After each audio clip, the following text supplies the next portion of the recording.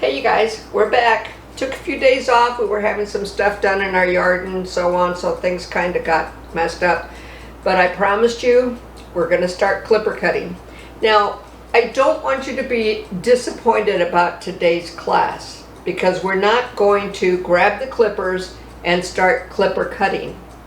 We want to teach you, and this is a teaching class, scissor over comb. So you've got to learn that to learn, again, the architecture, the geometry of hair cutting. There's a lot more involved. You know, we learn certain haircuts, but the results are hair growth. All these different heads, all these different directions. What do you know about it? I want to talk to you a little bit about hair structure itself. Now, those of you, if you're a cosmetologist, if you've been to beauty school, you already know this, but those of you that haven't, don't know this. And possibly you need to know this before you get into doing any type of hair. So the hair itself, every individual hair has 1 to 2 layers in it. The outer layer is called the cuticle. That layer is layered on kind of like fish scales. If you look at a fish real close, you can see the layers of the scales. Well, that's the outer layer of the hair shaft. It's clear, it's colorless. People assume that that's where the color's at that don't know this, but that's colorless. The one thing that I want you to know, and I'm showing you this because I just happened to see a video the other day and I thought, you know what, I need to talk about this so I can explain why. So this is why I'm talking to you about the hair shaft itself. One thing I want you to be aware of, all right, is any single chemical service, any single color you do, as soon as you bring it out to the ends, on virgin hair, hair that has never been chemically treated, is like taking a feather and ruffling it back 3 times. So how many of you have ever, if you see a feather on the ground and you've never done this, do it. Ruffle it back, bring it back. Ruffle it back, bring it back. And I wish I had one with me right now to show you as an example. I'll try and get one for the next class. And every time I see a feather on the ground, I think about that statement. But it is, any single chemical service on the hair shaft is like taking a feather and ruffling it back 3 times. Now, that's the cuticle layer that it has to penetrate. The cuticle layer is clear. It's overlapping just like fish scales. It grows from the scalp out, not up. Those scales go out, all right? Inside of the hair shaft is the cortex. The cortex is where the color is at. So if the cortex is where the color is at and you're going to put color in your hair, it has to penetrate that cuticle layer. As soon as you moisten the hair, that's why even when you wet it, the cuticle layer responds to it and slightly opens up to allow that moisture to come in. Or what would happen, it would slide right off and nothing would happen to your hair. All right, so shampoos, conditioners, all those things are real products to use and real things that we do, but this is the why. What happens is that cuticle layer responds to it and opens up. So the thing about a chemical, in order to change the cortex color in the hair, that's the second layer. The third layer is the medulla. Everybody doesn't have a medulla. Normally, dark-haired blondes and darker hair have a medulla. It doesn't mean that lighter hair blondes, you've seen these, towhead blondes, you've seen these really light blondes with hair down to their hips. Well, they have a medulla, but that has, I'm not going to go into all that. That has to do with the rest of the pigment accumulated in the body. You didn't know they learned all this in cosmetology, but you'd be amazed at how much we get into the chemistry and anatomy of the body. And not to mention sanitation, bacteriology, all of that. It's really extreme. We're only second to doctors. It's too bad that many stylists don't learn the true business end of this, but then that would probably hike up prices. You'd have to buy insurance, all that stuff. Let's not even talk about that. Let's go back to this. All right, so what happens is the cuticle opens up, allows that color to come in. The color is in the cortex. Then that's when the change happens in your hair color, whether you go darker, lighter, whatever. Keep in mind, we get people that come in that have been coloring their hair and then they want us to take them to platinum. Well, once you put artificial color in the hair, it attaches differently than natural hair color. Color on top of color, I want to call it, the way that I describe it to my students is it becomes like cement. First it's sand, you can change it, you can penetrate it, but color, when you take a hair shaft and you put, you want me to move this over? Okay. When you take a hair shaft and you put color on it, the color closest to the scalp is going to be the strongest because those scales are tighter. They're just beginning to grow out. As it goes out to the ends, do you ever notice those little long pieces? You see my little long pieces there? That's because it starts splitting up further out as it grows out. So that's where you're going to get breakage. That's where you're going to get certain things that happen to the hair, split ends. Now, split ends are a big factor. So when you put color on this, and then you put color on top of it again, you've just added more resistance to it. It's artificial color. I call it like it's like false teeth. It's no longer real. It looks real, but it's not real. All right, so it just makes it more resistant. It sticks on a lot more. It's not natural. It's not soft. It becomes hardened keratin. Anybody that has a medulla has additional strength, also has more resistance.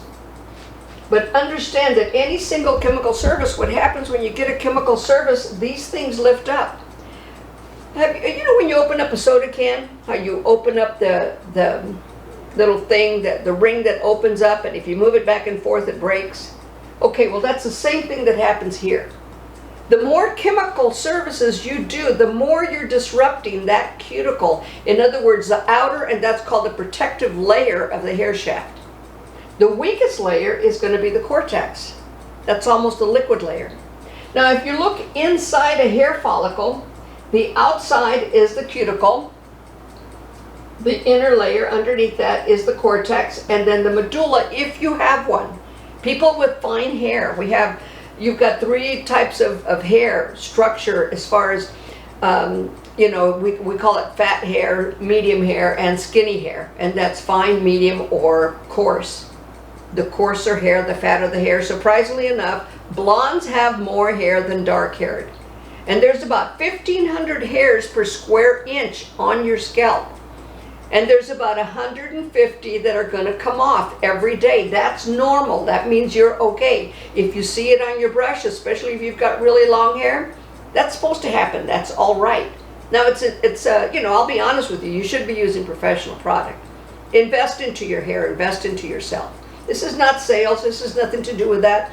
Excuse me. It has to do with, again, this is a teaching class. I'm not here. You notice we're not fancy. I wish sometimes that, people have said, well, you need to do all this other extraordinary stuff. I'm not here. I've done that. I've been there. I've done platform work. I've taught for big companies. I just want to teach people out there right now. We have this pandemic going on. Moms are cutting their kids' hair at home. My daughter-in-law sent me a picture where she cut my son's hair.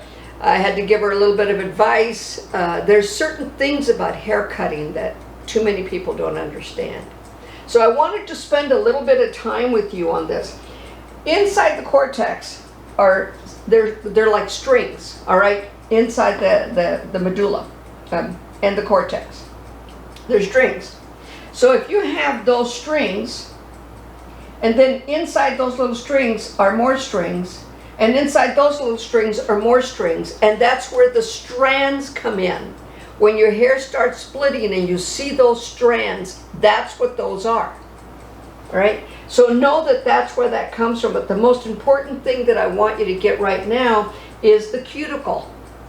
The reason I brought this up today too, I'm going to go ahead and take this down, is I saw a video, and I watch other videos just in case I need to tell you why those things happen. So I don't usually, I don't like to be negative on anyone. And I won't. I don't intend to do that.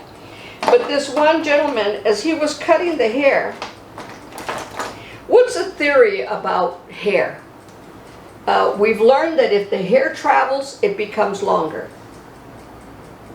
I've said many times, shorter moves longer. That's why, like on this A-line cut, when we did the A-line cut, you get the volume because shorter is underneath and it moves longer. Well, there was a gentleman cutting hair, and I just described for you, normally, let's pretend that's a hair shaft right there. That's a piece of hair. And when we cut, normally it is cut straight across. I can pick it up and I'll cut it straight across, depending on where I'm at. The area of what happens many times, if you cut that single strand at a slight angle, this shorter area is going to move that longer area. So if I want this to lay down, and I was using a razor, he was using a shear to do what he was doing, I would cut it with the angle. If I wanted to lay down, surprisingly enough, let me draw another one. I cut it with the angle going the opposite way. So in other words, shorter moves longer, I want it to lay down. Shorter moves longer, this is going to flip up because it's going to create a little bit more volume, but it's going to make it come up a little bit. So what this guy was doing, and I would never recommend that you do this, it was a cute cut. I'm not going to say it wasn't cute. There were a certain couple questions that I kind of had as I was watching the video, but I thought, you know, I don't recommend that for somebody just beginning to cut hair. Oh, and by the way, notice my big comb.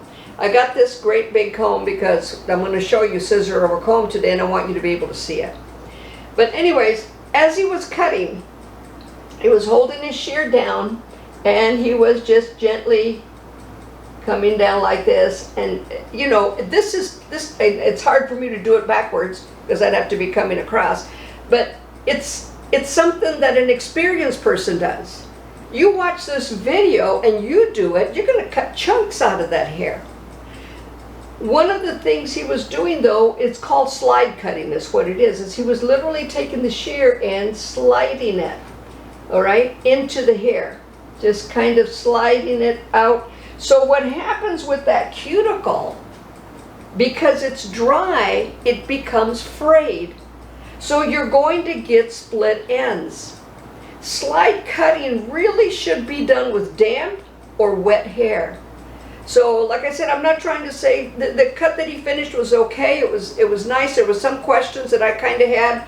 Along the lower ridge, he had some triangular shaping, which I understand that because that's the most rounded part of the head right there, along with the occipital area, and especially back in the crown, he had triangular shapes. And the thing that I couldn't understand, I understood it, but I don't know why. I mean, you can't send this home and a client happy.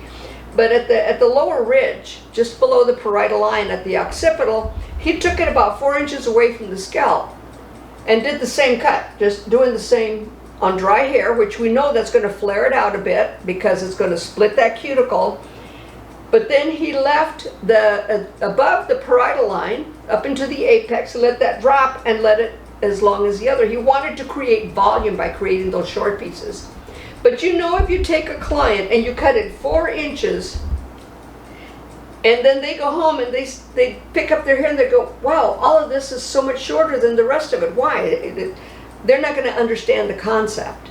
So on certain cuts, you know, I know you're going to be watching the videos, I know you're going to try them, but I want you to know the why on that. It's not anything, they do it, it's done out there, it's going to create that, but unless you have a specific reason to do it and you're experienced with it, I would just take caution.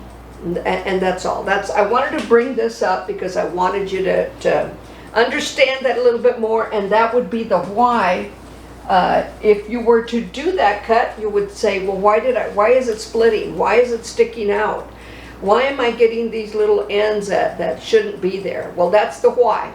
It's a scattered cut, but it's not recommended on dry hair. My preference is it would have probably been perfect on wet hair, and then he could have blow dried it, but that would have not caused us many split ends. So what I want to cover with you right now, I'm looking for my marker. I had it, oh, here it is. All right, So what we're going to do today, we're going to learn how to scissor over comb, and you're learning the procedure. The practice on this, if you've ordered a mannequin or if you have someone that'll let you try it on them, my preference is, I've asked you, get mannequins, practice on mannequins. Students learn on mannequins, then they become cosmetologists. So, to take a person and do this on them, you could, but you do have to be careful. All right, so what we're going to do today, I've got the head form. Remember how we do the head form? Question mark, 1, 2, and we always put the ear in because now you're going to hear me talking about this area, the tip of the ear. You're going to hear me talking about the tragus a little more. You're going to definitely, once we get into shorter hair cutting, all the parts of the head are going to come up. So if you haven't done this, again, diagram it on paper. So we have our apex, we have the upper ridge, we have the parietal line, which is the curve of the head, we have the lower ridge, we have the flat part of the head. That's normally called the temporal area, but it's flat. We know it's flat, so look at it as flat. We have the vertex, we have the crown, the occipital, the area behind the ear. Why is that important? Because of the cowlicks back here. And you're going to see that a lot more when we're cutting. The mannequins don't have cowlicks. People do. And they have them all over their head. And that, by the way, that was another thing with him. Working on the mannequins, I was thinking, oh my God, could you see this cut on somebody with cowlicks? It just would not work. And like I said, I'm not trying to be negative, but I'm trying to teach you. I'm trying to work with you so that you learn and know the whys on it. I'll always tell you the whys. Okay, and then we know that area behind the ear is right in the nape area. This is the tragus. It's a point of measure.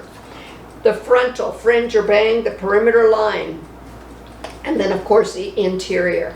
It's good for you to understand these terms because that's how I'm going to teach you the cutting. If you don't get it, then please look at our intro tape.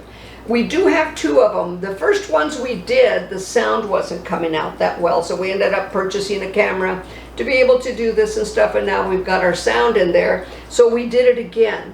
So you've got 2 intros. Hopefully, you'll learn to diagram, you'll learn to write the instructions down. We ask you to pose. We ask you to pause. And I put this down. We ask you to pause. If you don't understand something, take it back. Look again. Understand the lingo. Understand the language on how to do that. So what we're going to do, off the parietal line, from the tip of the ear to the parietal line, this is where we're going to start our taper. And that's what scissor over comb is. Actually, a lot of that is just tapering. And we're going to start it at that flat part of the head, and then we're going to travel around to the nape line only, starting at the area behind the ear, and all of the angles. Remember the protractor?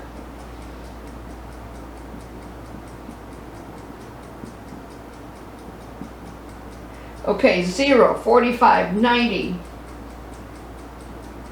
135, 180. The 2 terms that you're going to hear commonly is 45 and 180 and 90. 90 degree from where you're at. We're going to be cutting, tapering into the hair, and you're going to see it laid down nicely.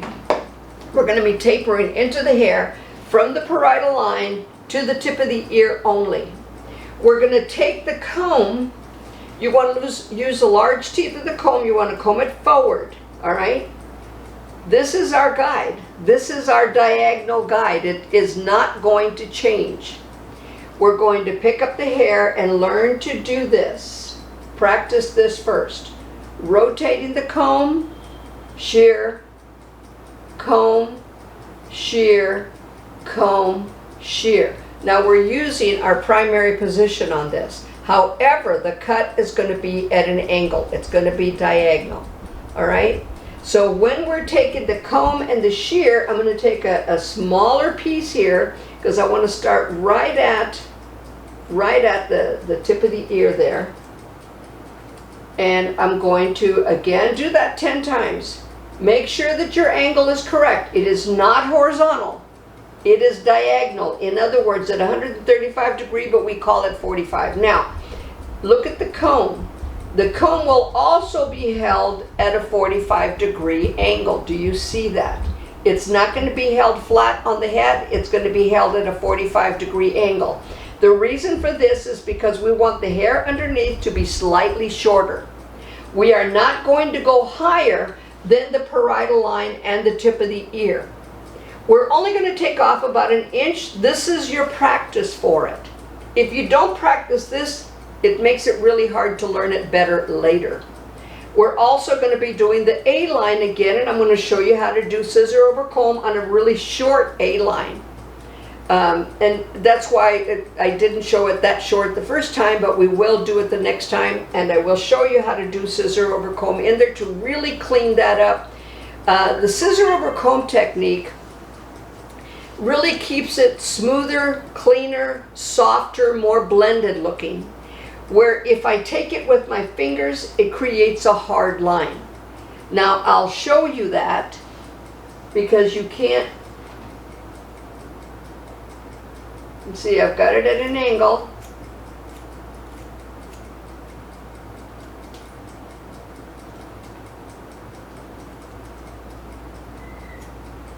Now, you see that hard line. Now watch what happens when I take an inch off and I do it scissor over comb. Look at the angle of the comb. It's at a slight angle. It's not flat to the head. It's at a slight angle. And it's going to be a much lighter cut. And you can see that. Much lighter. A little bit more blended, softer. You don't get that really hard line with it. So what I'm going to do is I'm going to take an inch off. And you can see your guide. You can actually see your guide with it as you do it. I hope my arm isn't messing that up for you. All right, and I'm going to take another inch down, traveling back, but still staying between parietal line and tip of the ear. We're not going any higher. All right, so I've got to find, if you can't see your guide, you've got too much hair. I've got too much hair. You've got to be able to see that guide when you pull the hair up. All right, so see, I don't know if you can see my guide or not, but all right, I come up right to the guide, the hair's at an angle, and I'm traveling. And what's happening is you're starting to see a slight layering into that. I'm staying right here, tip of the ear to parietal line. I'm not going any higher than that. I'm going to take a little bit more. So now I've really got a tip of the ear to parietal line, and that's where we're staying. And again, I can see my guide. It's very soft, very nice cut.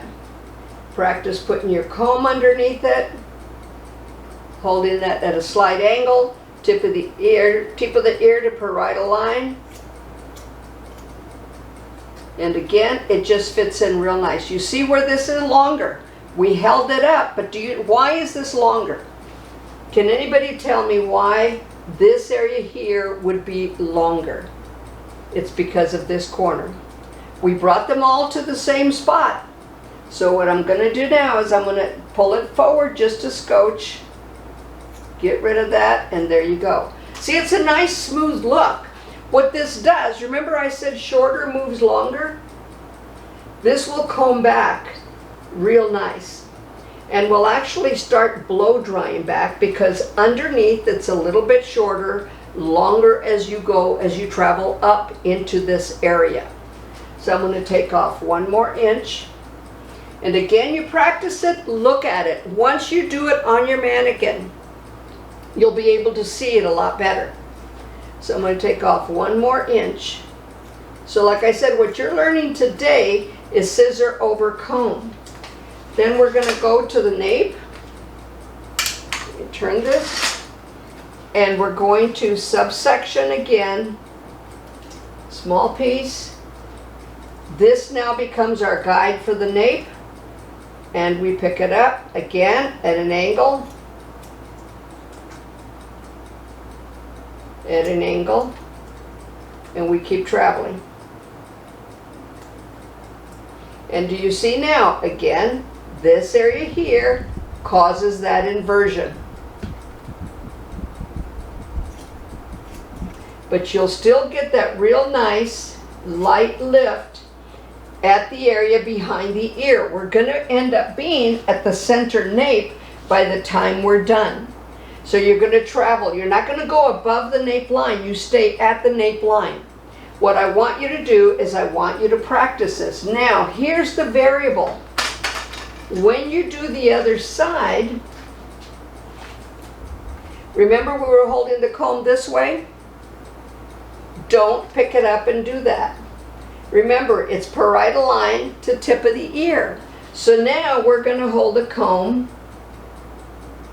at another angle because we're on the other side of the head. Okay, bring this up, blend it in, and this is what tapering is all about. This is what you practice now. This is scissor over comb. Practicing it on a mannequin is much better than practicing it on a person. I want to make sure that this is correct. Look at my comb. So you thought I didn't make any mistakes, but I do. You have to hold the comb at an angle as you come into it diagonally. Tip of the ear to parietal line, and then you travel up on the other side. It was the same thing. Tip of the ear to parietal line, but my comb was held that way instead of this way. So it's not different, it's the same. The blend is going to be the same. My timer just went off, so I guess I got 4 minutes. We're good for 4 minutes. All right, so I'm going to bring this up. Now, as you get closer, again, do you see this line? Do you see that corner? So if you see a corner like that, what you're going to do is you're going to get rid of that problem. Now look at the comb. Almost perfectly straight down. Again, that's all I want to get rid of. I'm not going to pick up the whole thing. Scissor over comb is a technique. It takes practice. All the other cuts we've done, we've gone through and picked it up with our hands. Gone through with the second, pretty much secondary method. We did do a couple with the extended, but you can see that that line is coming in. I'm going to take off 1 more inch, and again, what is this? Right here. It's the temporal area. So we're picking it up to the same spot. It doesn't change. So once you know that, all right, so we're going to clean that up. My comb is still at an angle. Tip of the ear to parietal line. I'm just getting rid of the problem. And you can see it. I hope you can see it coming in because it's just an ever so slight layering. I'm going to section the hair back out of the way again. And I'm going to go a little shorter. So this is scissor over comb. Practice it. And you can see that coming in. Again, do you see this area here? It's showing up again. We're going to take a little bit more off. You should be able to see your guide. And traveling up, now I'm going to travel back to the nape. So practice your scissor over comb, and then we're going to start clipper over comb. Practice this for a while, all right, until you get it pretty short, and then we're going to practice clipper over comb, which is the same technique. If you don't have a clipper, a wall clipper is just fine for you. You don't have to get an expensive clipper. My preference is Austers. I love them. To me, when you're doing heavy hair, it just comes right off. The walls work a little harder. I'm going to talk to you about your clipper. I'm going to show you how to hold it. We're not just going to go in and start cutting. I'm going to give you the facts about how to use it. But what I'd like you to practice now is practice your clipper over comb so we can start on our tapered haircut. And you can see that. This is shorter and it's going to move. If I were to blow dry this, it would just move that back real nice and fit right into it. Thank you very much. God bless.